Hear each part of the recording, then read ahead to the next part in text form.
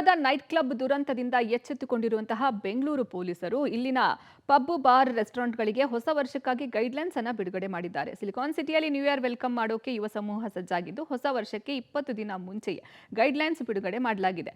Pub bar restaurant ಮಾಲೀಕರ ಜೊತೆ ಸಭೆ ನಡೆಸಿರುವ ಪೊಲೀಸ್ ಅಧಿಕಾರಿಗಳು ನ್ಯೂ ಇಯರ್ ಸೆಲೆಬ್ರೇಷನ್ಗೆ ಕಟ್ಟುನಿಟ್ಟಿನ ರೂಲ್ಸ್ ಅನ್ನ ಜಾರಿ ಮಾಡಿದ್ದಾರೆ. ಏನೇನ್ ರೂಲ್ಸ್ ಇದೆ ಅಂತ ನೋಡ್ತಾ ಹೋಗೋಣ.